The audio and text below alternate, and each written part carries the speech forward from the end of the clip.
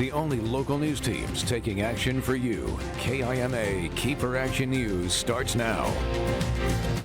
Coming up this morning on Action News, we follow up on the fire activity in the region. It was a pretty quiet day in the Tri-Cities yesterday, though. Crews are still working on 2 fires in Yakima County, which are on the precipice of being fully contained. We'll catch you up. And it's cherry season. This year's yield may be lower than last year's due to the challenging season thanks to some of that rain we saw earlier this month. We caught up with a local You Pick 'em farm to talk harvest. That story and more coming up as you start your day with us right here on Action News. Good Wednesday morning, everybody. I'm Dave Furtado. I'm Charity Caldwell. And Charity, good morning. Thank you for starting your day with us here on Action News. Let's jump right over to weather, though. Speaking of those cherries, you did a story a couple of weeks ago about the cherry harvest and the rain that affected them. So as we get into the harvest season, we're going to talk about a little bit about that. I know. I'm excited. I actually loved going out there. They actually let me taste a few. They were great. And some of those little scars, they call them, actually healed nicely. So they should be ready to go, Dave. Fantastic. But looking at our weather now, I don't know what's up with our Tri-Cities weather, Kim. It's looking a little dusty or funky. Maybe something's just blocking the weather cam there because we are seeing clear skies right now. Temps in the low 40s and then a calm wind coming from the northwest at 6 miles per hour. And we are going to stay with the clear theme throughout our day. Lots and lots of sunshine expected for us. And if you like the cold, wake up with us, stay up with us because we are going to see those really warm, some might say hot temps later this afternoon, which I will tell you about soon. But our weather headlines right now, like I said, lots of sunshine. Our first day of summer is tomorrow, as well as the summer solstice. Those hot temps are coming. Geez, I think it's hot today, but you know, we're going to Wait, you're from Texas. How does that work? I know, right? This heat gets me, Dave, and we're going to stick with light and variable winds. Thanks so much, Charity. We begin this morning in Benton County. 2 people are injured after a car hit a motorcycle there yesterday. According to Washington State Patrol, 36-year-old Bernadette Waters of Kennewick was traveling southbound on U.S. Highway 397 near milepost 13, about 1 mile south of Kennewick, while 38-year-old Weldon Whitworth, also of Kennewick, was heading northbound on a motorcycle. Officials say Waters attempted to turn but didn't yield right of way to Whitworth, hitting him head on. Although both Waters and Whitworth were injured, only Whitworth was taken to the hospital. Waters is facing charges of driving with a suspended license and failure to yield right of way.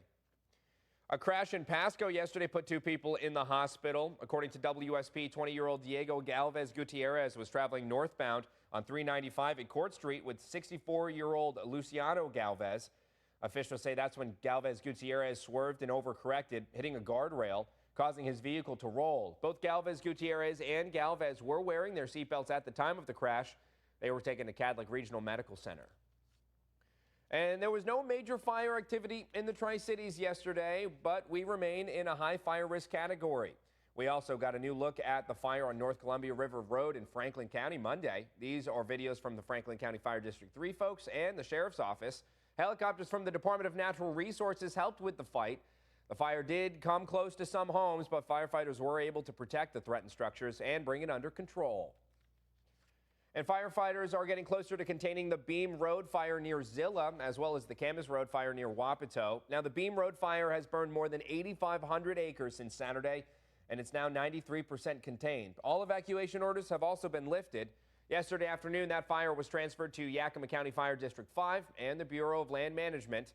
In the meantime, better mapping for the Camas Road fire shows that it has burned 90 acres, and that fire is about 95% contained.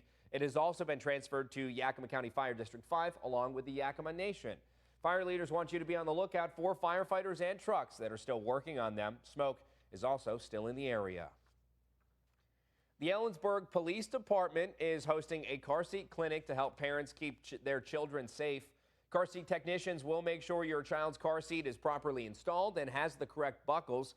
Plus, they'll also make sure that there are no projectiles in your car and determine if the car seat is the best fit for both your child and car. The purpose of our car seat clinics is public safety and to empower the parents in knowing that their child is safe. The clinic is this Saturday at the Ellensburg Police Department. You'll need to call the police department to schedule an appointment, which should take 30 minutes to an hour. We have all the contact information up on our website, KIMATV.com. Switching gears here, the Horn Rapids Campground is now closed for the season. We spoke with Benton County leaders yesterday who tell us more about the decision. The county has operated the campground since 1999, and they tell us while the park has grown in popularity over the last 25 years, recently there have been challenges which are becoming too much for the park's limited staff. Leaders say vandalism, non-parking campers, and squatters, among other unruly behavior, have become more frequent. They tell us the closure is a way to take a step back and think about the future of the campground. They're already brainstorming solutions. We're hoping in 2025, next year, to bring things back. We're looking at a number of options, some technology options, some camp host options. We even had a recent meeting on a possible public-private partnership. But in the meantime, we just can't deliver the service we need to out there with the staffing level we have and the other deferred maintenance that the rest of the park has. Now, leaders from Benton County say while the campground is closed to drop-ins and individuals, it can still be booked by groups with reservations. The cherry season has officially started, and it's been a challenging one. Last year, the number of cherry boxes in the United States was around 18.7 million, according to Northwest Cherry Growers. This year's crop will likely yield fewer. Jameson's Cherries, a family-owned Pickham cherry farm in Richland, has been owned by Jim and his wife Celia for over 4 decades. The farm consists of a variety of cherries as well as grapes that the farm harvests and sells to local wineries. Jim says he sees around 3,000 people at the orchard each year, and they hope to see the same amount this year despite the tough season. Season is somewhat odd for me. I had very light pollination and fruit set, so we've been working around that. The fruit has ripened quite unevenly because we had what was apparently a couple of ideal pollination days followed by a week or 10 days of winds, which kept the bees from really being very active. As a result from the uneven ripening on the trees, Jameson's Cherries delayed opening to the public. This year, they opened on June 15th and are only open until this Saturday, whereas in previous years, they were open for 2 weeks. And folks in our community deal with hunger concerns. Work is being done to help alleviate the growing issue among our local seniors. Providence Medicare Advantage plans and Meals on Wheels are partnering to raise awareness about food insecurity and offer information on resources available in our community. As part of the partnership, the two organizations will be hosting Senior Night at tonight's Dust Devils game, with the first 250 attendees receiving tote bags from Meals on Wheels.